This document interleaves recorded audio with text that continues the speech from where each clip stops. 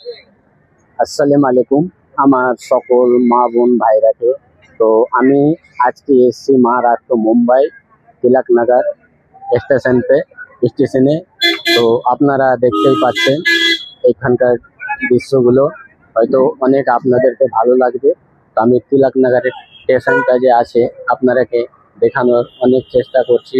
তো এই দেখেন, এখানে তিলকনগরে যে কোনো অটো ফটো যে কোনো জিনিস ধরবেন সেগুলোই পাবেন। এই সামনে স্টেশন আছে, তো আপনারাকে আমি স্টেশন দেখানোর চেষ্টা করব। তো আপনারা ধৈর্য ধরে থাকেন, ইনশাল্লাহ আপনাদেরকে স্টেশন দেখাবো। তো ইনশাল্লাহ আপনারা দেখতে পাচ্ছেন এগুলো সব লোক কে কোথায় যাবে, তো হয়তো আমি বলতে পারবো না। তো সব এই যাওয়ার জন্য অপেক্ষায় এখানে সব বসে আছে মহারাষ্ট্র মুম্বাই তিলকনগর স্টেশন। তো আমি এখন আপনারা দেখছেন, আমি এখন একটু এই ভিতরে যে টিকিট কাউন্টারগুলো আছে, তো আপনারাকে সেইগুলোই ইনশাল্লাহ আপনাদেরকে আমি এখন দেখাবো।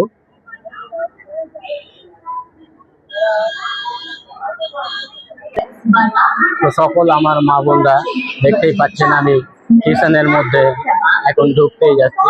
তো এদিকে স্টেশন আছে, তো আমি এখন যাচ্ছি, আপনারা দেখবেন। তো তিলকনগর স্টেশন আপনারা দেখতে পাচ্ছেন, আর আপনাদেরকে দেখানোর জন্য আমিও হয়তো অসংখ্য ধন্যবাদ। এই দেখেন তিলকনগর স্টেশন। তো সকলেই আমার মা বোনরা হয়তো অনেক অসংখ্য ধন্যবাদ।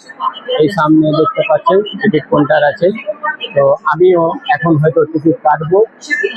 আমি এখান থেকে আমি যাব হাওড়া, আর হাওড়া থেকে যাব আমি মালদা। আমার বাড়ি হচ্ছে মালদা, তাই আপনারাকে বলছি তিলকনগর স্টেশন আপনারা দেখতে পাচ্ছেন।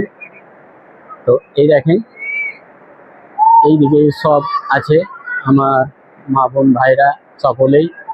কেউ না কে কোথায় যাবে অত হয়তো আপনাদেরকে বলতে পারবো না, কিন্তু যাওয়ার অপেক্ষাতে এখানে সবই আমার মা বোন ভাইরা সবই এখানে দাঁড়িয়ে আছে। তো সকল আমার মা ভাই বোনরা দেখতেই পাচ্ছেন, এটা হচ্ছে তিলকনগর স্টেশন। এখানে আমার অনেক মা বোন ভাইরা এখানে ইন্তজার করছে, কে কোথায় যাবে বলতে পারবো না। কেউ হয়তো দিল্লি যাবে, কেউ হয়তো মালদা যাবে, কেউ হয়তো কলকাতা যাবে। তো সবাই মানে এখানে অপেক্ষায়